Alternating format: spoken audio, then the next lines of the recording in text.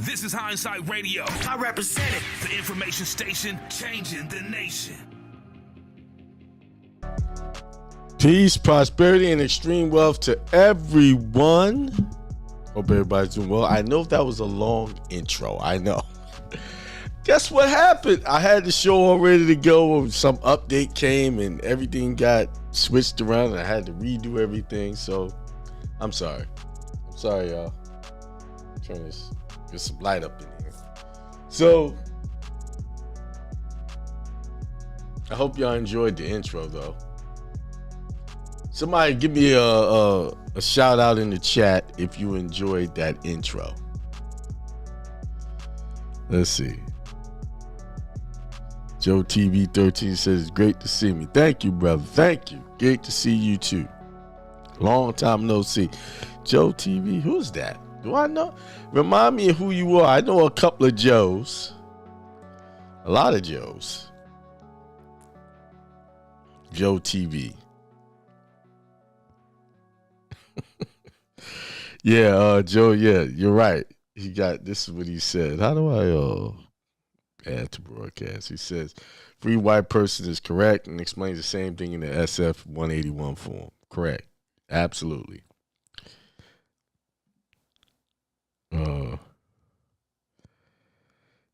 Who's out there? C. King Bay says, peace, everyone. All right. Man, I'm sorry, y'all. I didn't do a show all last week up until Sunday. I left when I went on a hiatus. We all went, the family, we went on a hiatus, took a break. So I left the country. And but I'm back and I'm busy as ever. I'm trying to run the trucking company, get the loads running. And I'm also busy with seminars. I got a bunch of seminars coming up. A bunch. I got Vegas is coming up this month, towards the end of this month. We're going to work in a DC, Washington, D.C., one, or Maryland. We're gonna work, and we doing another one in Atlanta. The host that hosted the seminar in Atlanta was so impressed with the information, they want to do another one and do it bigger than this one. So that's in the works. So that I could actually give you the dates for the Atlanta one. That's October 21st, 22nd. I could tell you that. The DC one I can't give you. The Las Vegas one is August 26th, 27th, something like that. All those flyers, that's this month, few weeks. That's locked in. That date is locked in. And I'm going to be bringing it. I'm going to tell you what happened at the Atlanta seminar. All the stuff that I prepared to talk about got erased. I was on a plane. I wanted to go over some things, add some to the notes, and I pulled up some documents. And they just went blank on me on the plane. As soon as I connected to the internet, it went blank, everything. So I was like, oh, man. I really wanted to show them this information. Now, I did recover the document that got erased, like after the fact, because I had a redundancy on another hard drive and forgot it was there. And, when it happens, when you're in the midst of something, sometimes your mind don't work right. So when I was more relaxed, I was able to find it. So I will share it at the next seminar. I'll share what I wanted to share at this seminar. But thank you to the ancestors, God in me, the Holy Spirit helped me remember everything off the top of my head. I tell you, that scripture is real. Do not worry about what you have to say. I will give you the very words you need to say in that hour. And that was the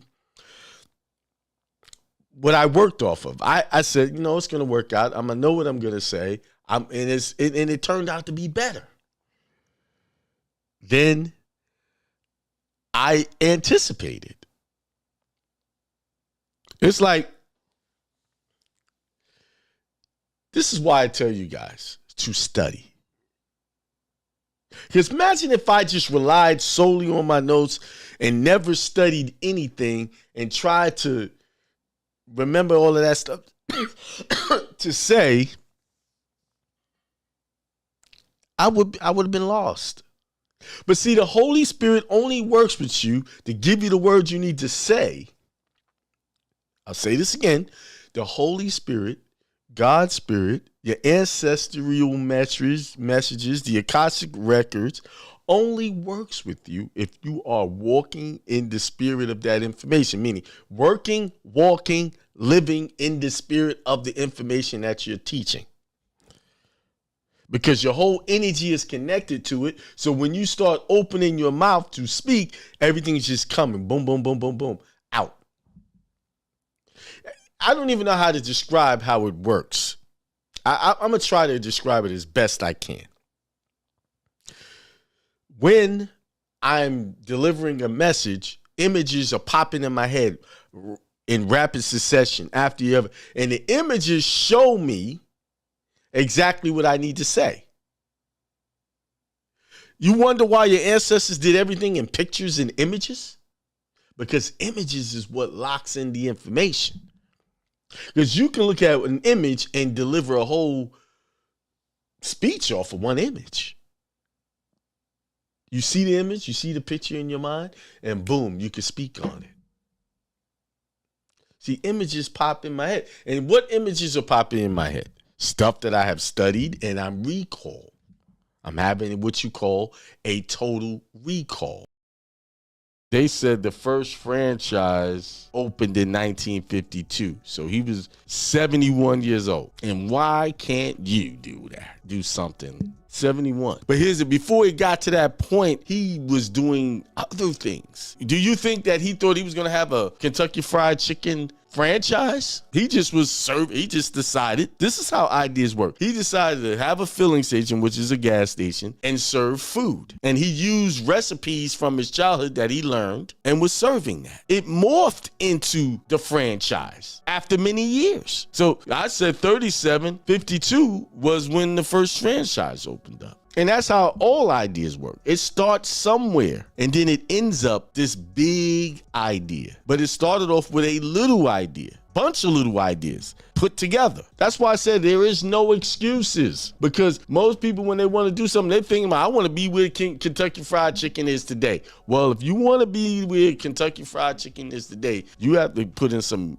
time and effort and some years, because that's what it took to get there. And that static are being sacrificed. And that's, if your stuff's not available, they can't hear it. Sometimes you got to feel your way through the dark, and I struggled all the way up into the minute. Peace, prosperity, and extreme wealth to all you guys. This is Hindsight Radio. I represent it. The information station changing the nation.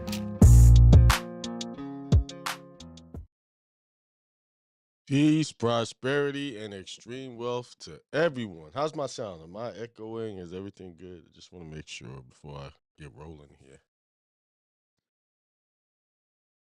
Somebody hit me up, text me. Those of you who got my number, just text me and say, thumbs up, sounds good, before I get rolling.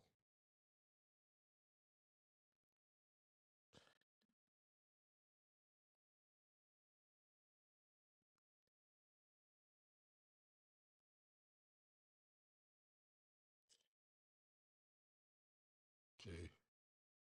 Somebody text me, said, I'm good. I'm good. Thank you. Thank you for that. Welcome to another edition of Sunday Inspiration with your host, Akiem. Here, also the host of Hindsight Radio, Tuesday show, the Truth Tuesday show, and also the co-host of the new show every Thursday at 7 p.m., Level Up Thursdays with Corinne. We've had 3 shows so far, good shows, good conversation. I I'm impressed with that show so far. The level of dialogue that we talk about on spirituality, and I know that the following on that show is going to be tremendous. In that little clip I put up with Kentucky Fried Chicken, Colonel Sanders, and how he founded that franchise, started off as a filling station, and became now it's a household name. And let's get some KFC. I used to love that as a kid, that bucket of chicken. That was a special treat for us. Thursdays, we had our meetings, our Kingdom Hall meetings on Thursday night. And then, instead of, if my mom didn't get a chance to cook for us before we went to the Kingdom Hall, sometimes they would go stop at KFC right there in Brooklyn and pick up a bucket of chicken. And we'd all sit down as a family and eat that. Bucket of chicken, mashed potatoes, biscuits. Yeah, I remember that. I'm getting hungry just thinking about that. That was good times as a family. Although I don't follow the Jehovah's Witness tradition anymore, when I really dig deep into that, I had a really good childhood. I did, and we had a lot of family. We did a lot of family things together. One of the things that we did as a family, we used to play video games. How I learned how to play spades was my parents taught me. It was always my mother and my brother Devin, who's passed on. Uh, it was because it was just us two. Me and my brother was the only two children for 8 years before my brother Greg came along. So we used to play. Me and my father played on the same team, and my mother played on the same team with my brother. And I remember, they were teaching us how to play spades. And they told me, I still remember the techniques. You don't show your best cards first. You get rid of some of the, your low cards. Just little techniques they showed us. And I never forget one time I pulled out this card, and me and my dad was losing. And I pulled this card up. My father gave you had that card the whole time and you didn't play that card. You don't do that. So they used to yell at us and get on our case, but it still was a good time of playing. And what else? They told us we played mini games. As the years went on and my parents developed debt, those times diminished because my father had to work more to take care of the family.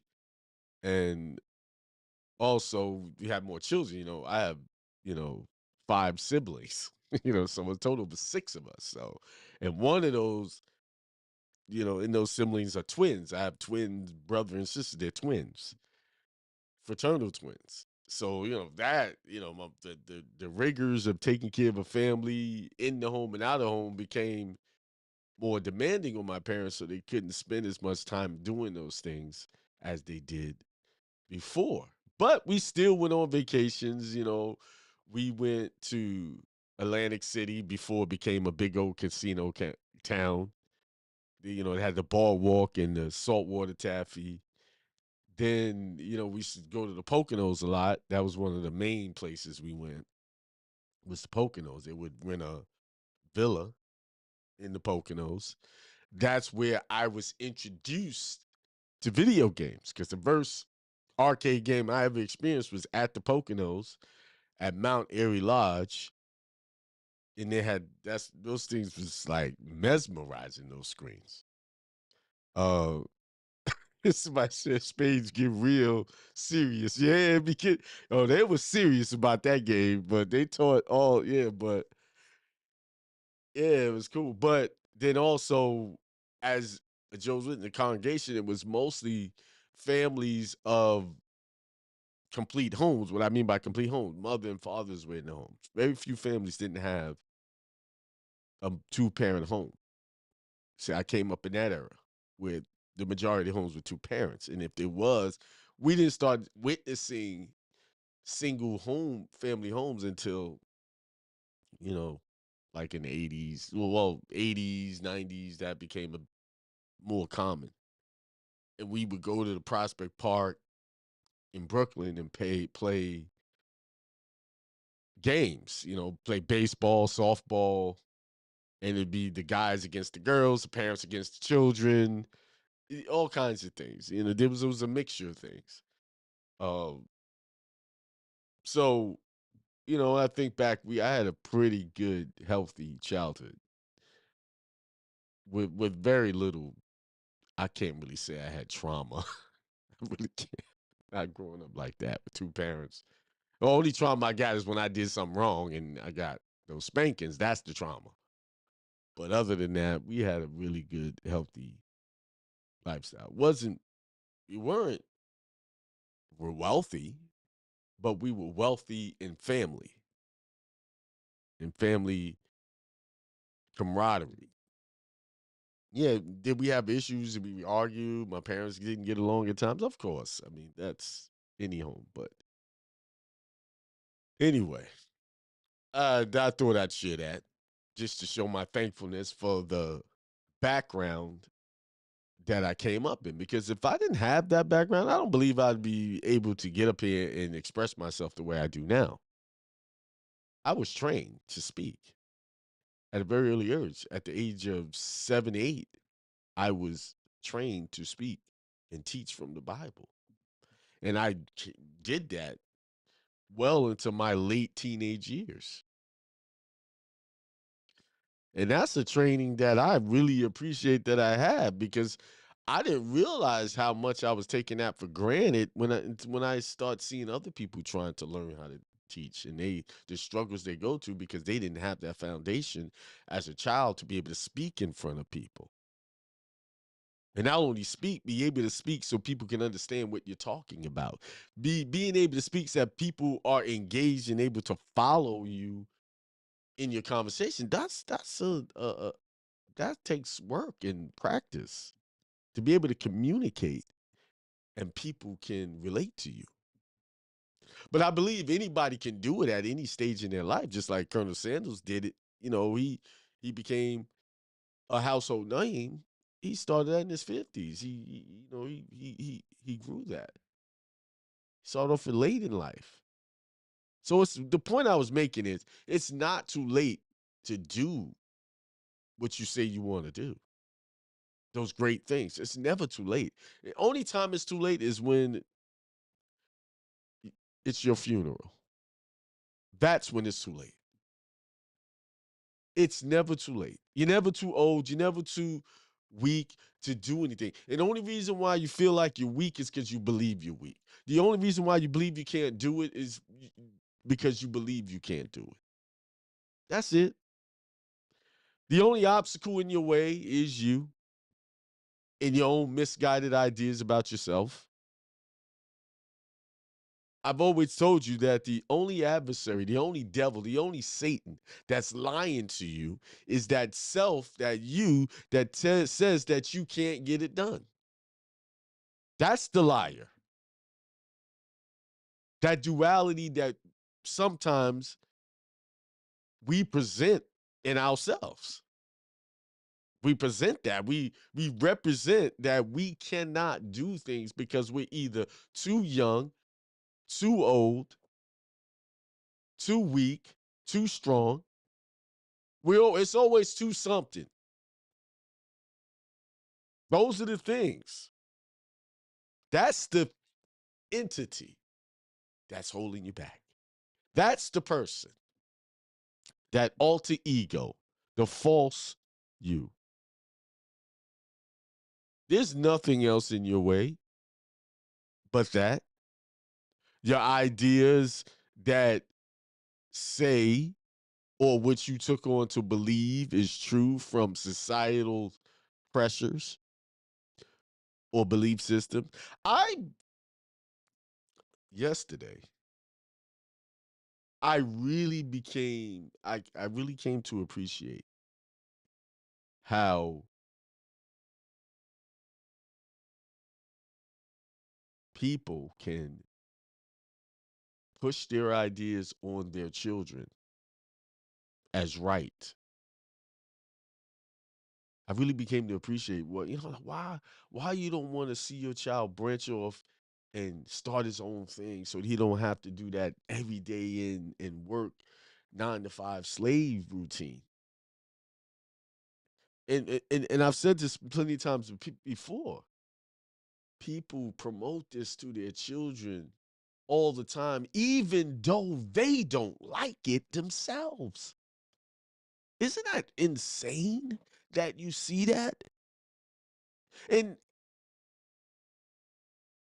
I see it because I'm outside of it, but they can't see it because they're inside of it. And the only reason why they push their children that way is because they living in fear of them not being able to pay these bills, the bills, being on the street, being broke. Let me tell you something. Let me give you a real harsh dose of reality. If you are gainfully employed, which is okay, that's nobody putting that down. You are really this very close to being on the street. Because if you lose that job, what happens? Yeah, you might have some money saved to last a little while. You have to hold out until you find another job. But think about that. That your whole existence, your whole financial existence is dependent on somebody who created a job out of the dreams and the aspirations of their own God consciousness is depending on that to keep your family sustained. So, can you really say that you are having dominion over your house? Men, I'm talking to you too. Right now, I'm emphasizing men. Can you say that you have dominion over your home as a man and you stand tall when your whole existence, how you're living is predicated on you holding that job down? And I can tell you right now, I don't have to be a psychic or be able to see into the future or have any fortune telling abilities to tell you most of you men right now are living in what I call quiet desperation. You're in a desperate situation because you know if you lose the job, it's really not about you at that point. It's about your whole existence as a man and your family looking at you as someone who cannot provide for the family. So that means every day that you get up, you are basically forcing yourself and pushing yourself to go to a job that you really hate because you're only doing it because you know you have to do it. And if you don't do it, everybody's going to look down upon you as a man. See, a woman can lose her job and it'll be fine. Oh, she just needs to find a job. Ain't nobody around there helping her. Where he at? See, that's the pressure. See, she could lose her job all day long and nobody would care or look down on her. They would actually reach out and help her. But a man loses his job, he's irresponsible. You might get a week off and be okay. Oh, he's looking for a job. But as that time goes on, that pressure is building up. It's like in a pressure cooker. It's building up. So you got to get, I can't sit through, I got to get out there and get something. And it's the same pressure that parents are putting on their children.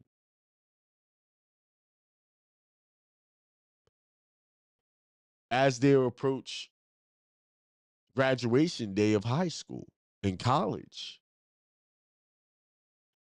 Oh, they should get a job. They should get this. They get this. No one ever says they should learn how to monetize whatever their passions are right now. Why? That's the most critical time. I think a child should, to me, they should be working on monetizing some type of passion that they have at that time while they're still at home, still in school. Start working on that, building that, so that they're making money while they're in high school, off of something that they idea that they have. See, we have been programmed to teach our children how to go be and live in the same situation we're living in or have lived in that we don't like. So, oh, can we say we really being good parents at that point? Can we say that? Can you say, are you a good parent that you better go get that job, and knowing you ready to quit your job and do something else, but you won't quit it because you know you got responsibilities. I said that on purpose, responsibilities. You got things to do, and you can't afford to take a chance on your dream. And I'm saying this verbatim how people talk. You can't afford that to go be your own boss. You got to be somebody else under somebody else's bossship in order to be normal in this society. Am I not speaking facts here? Am I making this up? Am I speaking something that's not true? Can y'all relate? Give me a sign, give me a little something in the chat. Let's say that you relate to what I'm saying. All I'm doing is I'm not telling you what to do or what not to do. I'm just showing you the facts as they are and how I've experienced them and how I see them. I have watched parents literally get nervous when their children are talking to me. When I start talking about entrepreneurship and making their own money, they get nervous. They be like, oh, hold on, he got to do this first because you never know if that's going to work out. That's what they're thinking in their mind. And, and this is what I appreciate. This is what I came to appreciate. That I can't convince them otherwise until they believe it for themselves. And I just got to be like, okay, don't argue with that. And sometimes the children be wanting to talk to me. They want to engage me, yeah, because they excited. Because why? That God in them is leading them down a path, and they are connecting to the very words that I'm saying. Why? Because children are not slow. They watch their parents struggle. They watch that, and they don't want that for themselves. I tell you, children are more closer to God than us adults are. We so far away from the shore because we have built up a life of accepting all kind of crazy ideas of who we are. See, a lot of us parents have adopted this system's way of thinking when it comes to living. And the Bible clearly says, be in this world, but not of this world. Be not of the thinking of the world. The thinking of the world is comply. Go to school, get a good education, and get a good job. And the only reason why you feel like that's normal is because that's what you've been believed in toward. And you see all your people around you are like that. And I also came to appreciate that. I can't associate with those mindsets. Not because they're not good people. I can't associate too much with that. Is because there's no convincing them otherwise until they step outside of that. It's not my job to make them believe what I say. My only job is to give out the message when it presents itself. And if a young person is coming to me asking me, because what do they see? They see me doing it and they know I don't have a job like that or like the regular job like most people. I do have a job, but not a job like most people do. And they just see how I live, see the cars I pull up in. I'm not living in a destitute way. I'm not struggling. I seem like I don't have the same stress. See, people can sense the people who don't have those same stresses as other people. That's why people stop. Hey, what do you do for a living? And I understand their spirit is something. This guy is doing something different because I'm not sitting there having the same struggles mentally. Do you realize that lifestyle is a lifestyle of mental illness for the most part? Because you sitting there every day forcing yourself to go somewhere that you don't really want to go, but you're only doing it because you feel like you have to do it. And if you don't do it, you're gonna fail. If you don't go for the God given dream in you, you'll fail. You might fail at that. How is that possible? How is that possible that you follow your God given, your divine path? How do you fail in that? See, I don't see failure in that. I know it's a difficult path, and the reason why it's difficult is because I have to undo years of social programming to even appreciate the life. I know that, but I've never failed. God said, "Put forth these kingdom of heaven first, then all these things will be added to you." So how can I fail? How do I fail? I don't. The only time I fail is when I believe I failed. That's when I fail. When I defeat myself through my own misguided ideas of what failure and success is. See, the world is living in a world filled with misguided ideas of success.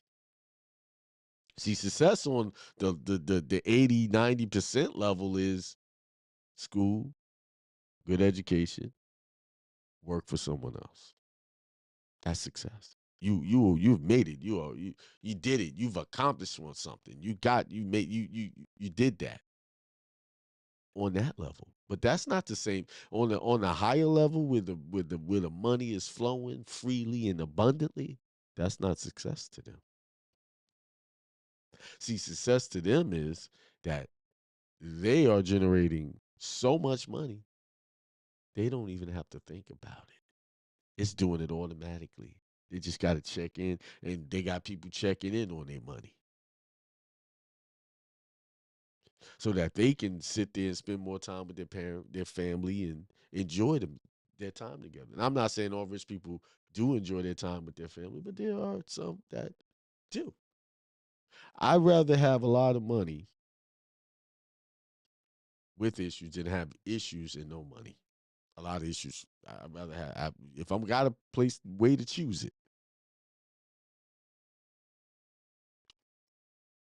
This is my cha cha. Cha cha. Decided to take some cha cha this morning. So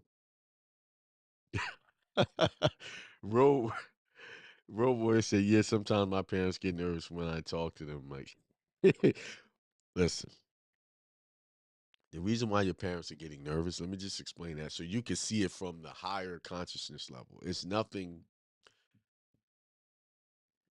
They're just concerned because they want you to succeed. That's love. And that's all parents want that. But where the issue comes in, the social programming is pushing them to give advice in a way that draws you in to being like they were and how all the people around them were or is. See, I've seen this where I'm sitting there talking to the youngster, and then the parents try me, yeah, that's good, but they tell me, but he got to do this, he got to get this, he got to get that, and all the stuff that's socially correct and politically correct in the social norms.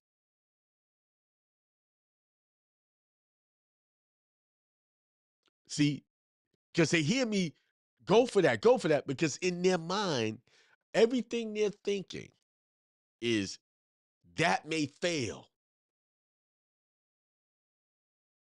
You might fail at that, and then you messed up. But if you go here and get this job, they really saying that's a better option because that's not going to fail. And let me tell you something. I agree. It's not going to fail, but it'll fail you. But that system won't fail because guess what? Everybody's doing it. That system's not failing. How they got it worked out? Because why I say the system is not failing? Because every program, parent, uncle, daughter, all of them are programmed to promote the well-being of the system. That's why you got the mantra. Go to school, get a good job. Go to school, get a good education so you can get a good job. And live off your 401k when you retire. So it's not, no, in this, no, that's not going to fail. It's a perfect system because it advertises itself. It's what you call, it's like, it gets, what is that term I want to use? It gets promoted.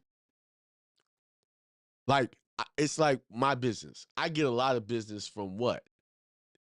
My previous customers. So this system gets a lot of his business from his previous customers. It's called referral. It's a referral program. It's a never ending, perpetual referral system. See? So I'm over here encouraging, go for it, man. You can do this, man. You can be a millionaire. I'm saying all this great stuff. They don't hear the millionaire. All they hear is in their mind. They're skipping over the bountiful, the endless amount of cash that can be generated doing this. And only looking at it, it may not fail. It may fail. Well, he did this, he tried this, and that didn't work. That's where I get irritated.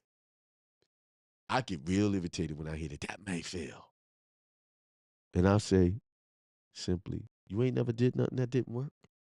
And you tried it until you got it right. And let me ask you a bigger question.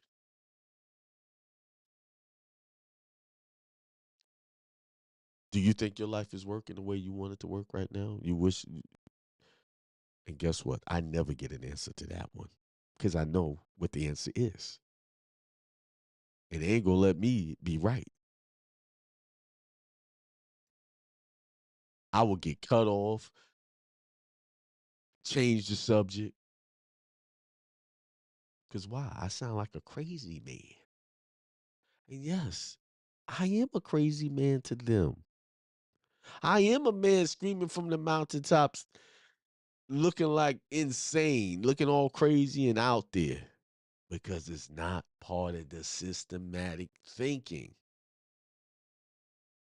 But to the people on this side, yeah, I know facts. They be, yeah, you're right. So, see, I'm not trying to be right to the people that don't want to hear it. I'm only trying to be right to the people that's listening and want to hear it and want to see what that's other side. That's the only people. That's see it. That's all I care about. It was like when Christ was sitting there doing his thing, healing, preaching, and he had a crowd of people in there. And they say, "Hey, your mama, daddy outside, your brothers, sisters out there. Hey, my people are the people that do the will of my Father. My people are the people who are willing to go take that chance and go to the highest levels of consciousness and want to really and truly have dominion over all things." That's it. I've preached that one all. Hey, Bible says you're supposed to have dominion over all things. Do you really feel like you have dominion over all things right now? Have you really capitalized that? But in order to have dominion over all things, you first must get dominion over your thoughts. Without that, you have no chance.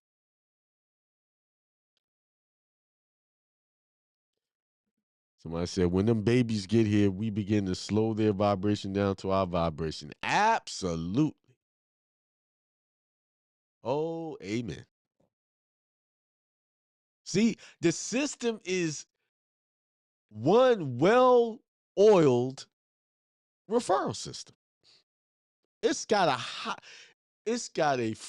free, abundant referral system. Whoever thought of this system was a genius. They brainstormed. They probably didn't even know how powerful this was going to turn into. How they was going to create the manufacture their own slaves without any effort now. Most of the guys who sat around and figured this all stuff, they dead now. And guess what they were doing? Guess what they were doing? They were trying to figure out a way to keep their businesses going perpetually and indefinitely forever. Keep their legacy going on and on and on. And they sat at a round table, had a meeting. One of those meetings was, what's that? What was that? The title of that? Give me a second. I'm gonna find it. Give me a second. Oh, the title of it is The Creature of Jekyll Island. That's one of many. They still have these meetings. You don't think the biggest players in the world? See, the biggest players, they planning they strategies out for decades to come. They're having their meetings and they're figuring out how to keep this well-oiled, perfectly running system together. To you, it looks like chaos and mayhem and it's all crazy and screwed up. No, but to them, it's perfect because it is feeding their families even after they're gone. And this is what I'm trying to do. You need to create something that you can feed your family even when you're not here. That's what I'm trying to teach you. But some of these people are so indoctrinated that they don't see it. They only designed.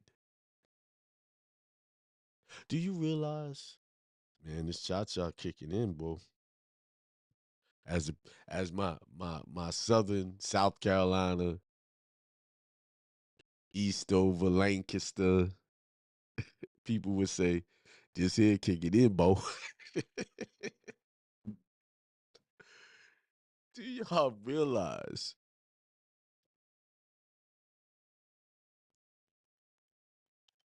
Do y'all realize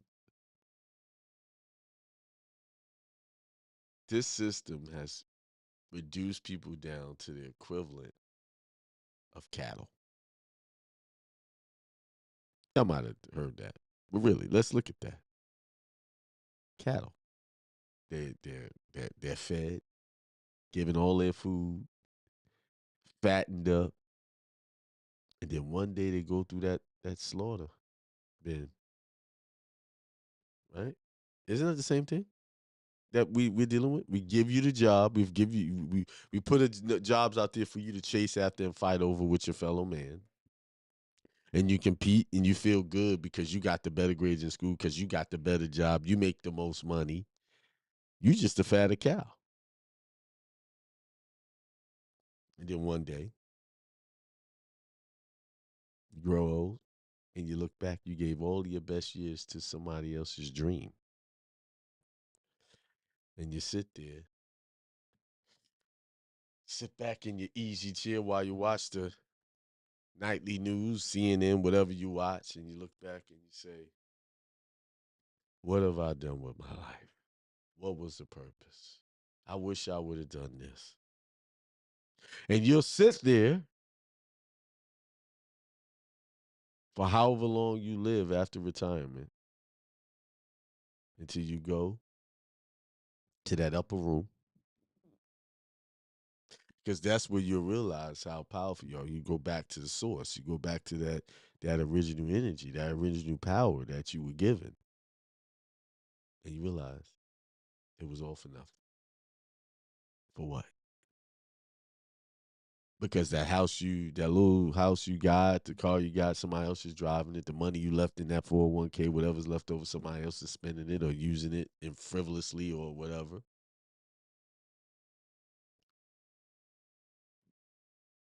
When you really think about that, is that how you want your legacy to end?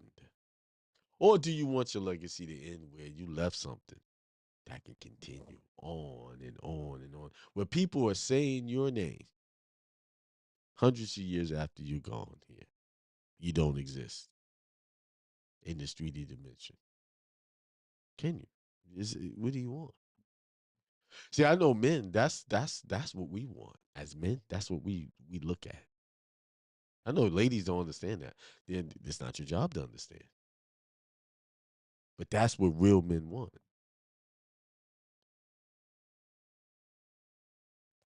So, like Colonel Sanders and so many others who started late, it's not too late. It's not too late to make a change. And yes, will it be challenging because you've been living a certain way for all of these years? Yes, it's challenging. I'm not saying it's going to be a cakewalk. No, because you got to walk over the landmine of the misguided ideas of what you created and believed in your mind. That's a lot of work. That's why you got to mind yourself, mind your business, and stop trying to convince other people that you're doing the right thing and just convince yourself. Work on yourself. And next thing you know, a year from now, you're better off. Everybody that started their channels last year are definitely better off than they was the year before. And as you keep it moving forward, and I'm not saying that you're going to get saying, why am I doing this? Just this morning, right before I did the show, I was like, man, I ain't doing no damn show. I said that to myself. The devil spoke up in me. See, God talked to me, my higher self talks to me, and the devil be trying to talk to. And I have to do like the good old Christian folks say, the devil is a lie, and rebuke that devil. And do this show anyway. Even though I was sitting there struggling to talk about what I needed to talk about, even though I had planned out and I had what I said, but I made the carnal sin of, I committed a sin. I didn't write down the idea and keep it in my head. I didn't get up when I got the call and write that down. I got lazy. Yeah, I was preach this. I'm guilty of those same things I preach about. I ain't gonna say it in front. I know y'all used to go into church and the preacher act like he perfect and he'll sit there and preach about everybody else's sin but his own. I commit sin all the time. But I also recognize of bringing myself to that altar and say, hey, I repent of my sin of believing anything other than the divine, that I am a child of God, the divine manifestation of God. God is in me and speaks through me. See? Oh, I get out of place too. I just was getting out of my daughter. I was looking at her math grades. They weren't what I wanted. They needed to be. Yeah, she wanted to be there. She didn't want to do the homeschool. Hey, well, okay. If you're going to do something, you're going to do it to the best of your ability. And I ain't accepting no shorts. Although I don't care about the educational system like that.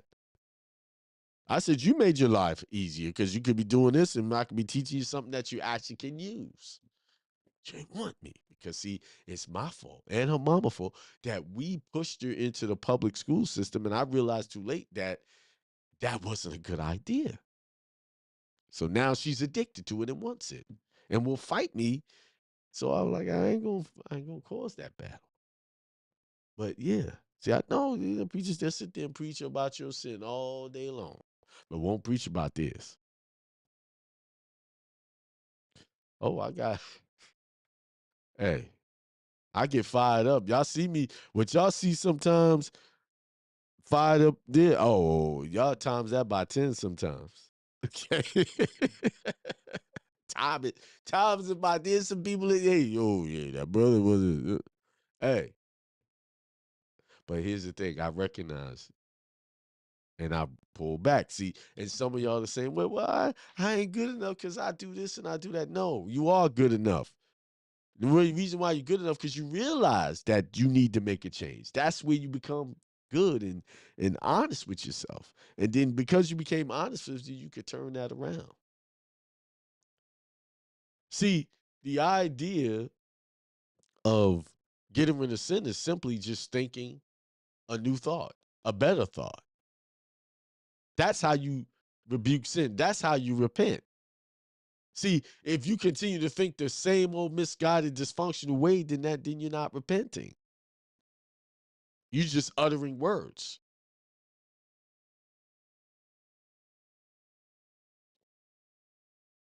So,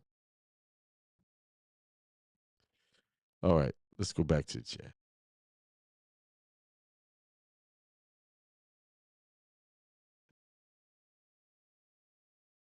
Oh,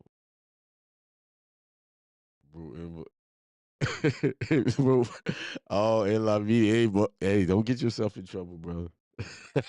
That's the mama of Road Warrior. That's mama. She like, Road Warrior, what you talking about? Hey, hey, they love you, man. They said, I hear it all the time. Others trying to live vicariously through their children and basically crush their children's ideas of venturing into their own paths. Actually, yes. And see, as a parent myself, I still, even though I know this, I still promote some of those ideologies sometimes. And I have to say, wait a minute, hold up. I have to think about it. We do it so subconsciously that we don't even know we're doing it. So LON, it's in a mason jar. And C. King Bay said they do treat people like chattel, but what happens when the bull is no longer distracted by the red cape? Right. It's the whole, do y'all realize the whole system is based off of farming techniques? Yes. Reality check. The whole system of how this works is based off of how you control cattle from the physical level, that birth certificate, and all these other things they create to identify you. They're putting out, you got a birth certificate, just like a cattle dude. You got papers to identify who is your master. Yup. You know, I was reading the book of Revelation today.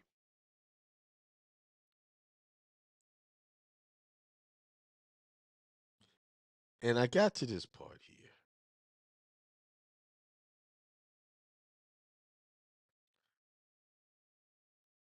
And I'm gonna break this down briefly, and then I'll deal with it on Tuesday. So let me write this down now. Tuesday. I need to keep my pad closer to me. I had it here, but I be moving it around and don't put it back. Oh, oh, there it is. Hang on.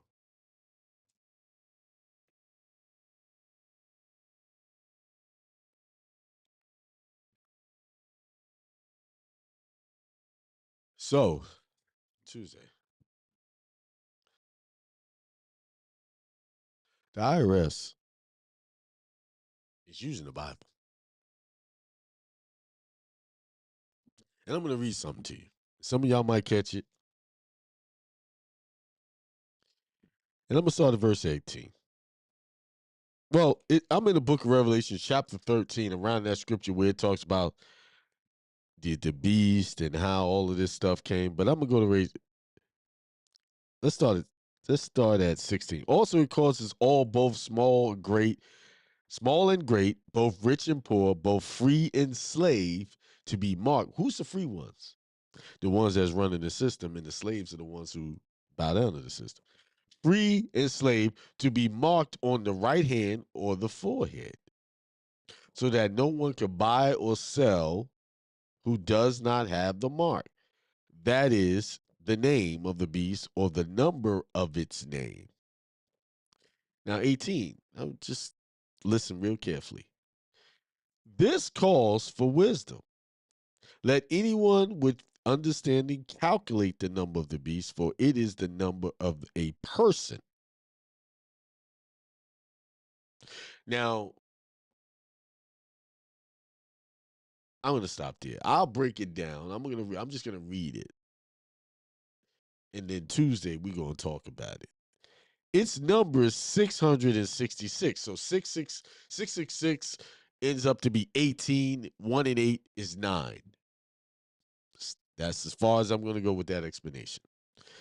Then it says, then I looked, and there was the Lamb standing one on Mount Zion, and with him were 144,000 who had the name and his father's name written on their foreheads. So the people of the beast have the name and the number. See, somebody caught it. Somebody caught it where I was going. Right?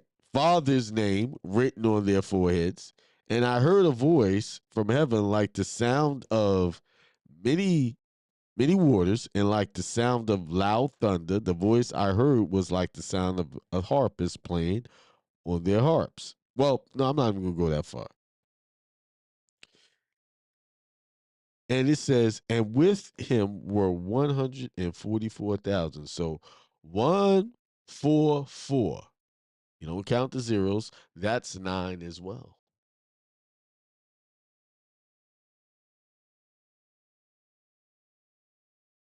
So it's showing you a distinction of two different people. A certain people who have that their number, and they said his name and his father's written on their foreheads. So the people with the ancestor says not now,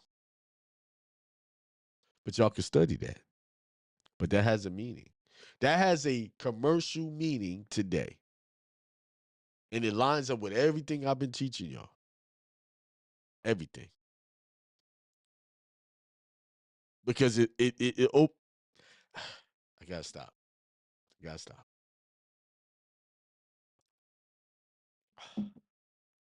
The number of the beast. That's the title of the show. For Tuesday.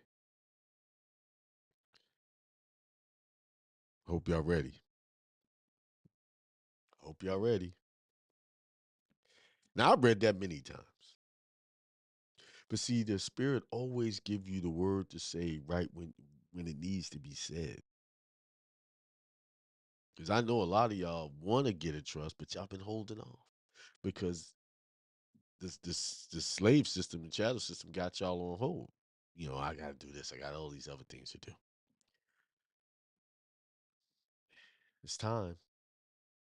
Because I see a time when you really that's gonna come in handy. But anyway, 10:59, almost 11 o'clock.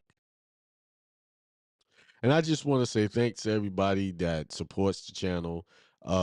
Get your likes up, please. Support the channel. And this channel is not free. It takes considerable amount of money to keep all this stuff going. So if my Cash App is Akiem at I think a $ Akiem. That's my Cash App.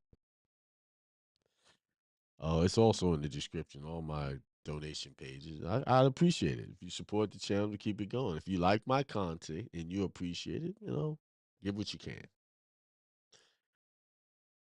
And if you need help with your IRS, your debt, and just spirituality in general, get a consultation at AkeemL.net.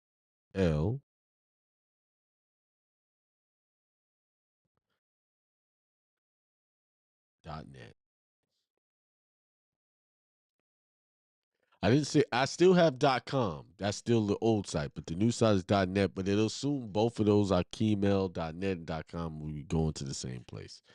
I'm still transitioning some things. All right. I'm actually working on a seminar for March the 16th in Concord, North Carolina.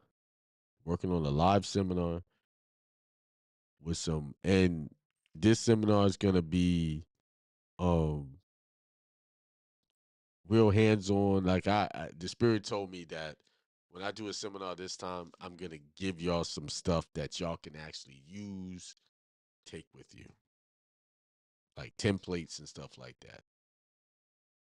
So we're gonna be talking about your trust, setting up your state, organizing your state. The name of this seminar is gonna be Organizing Your State: Steps to Proper Freedom. That includes your setting up your trust, your 1041s, your 1099s, your name change, your passport, most important, and aligning everything with God.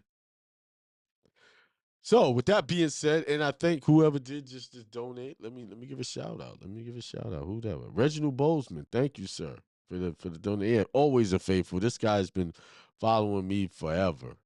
Thank you, Reggie. Appreciate your donation. I gotta set up something where it's like on the page and I could just give the shouts out there. I gotta get that together. And thanks to Steve Johnson, donates every week faithfully. And he's also donating. He's helped me. He's helping with some big projects. So, with that being said, peace, prosperity, and extreme wealth to all. And have a good rest of your Sunday. And remember, never forget, the only enemy, the only obstacle is you. Peace.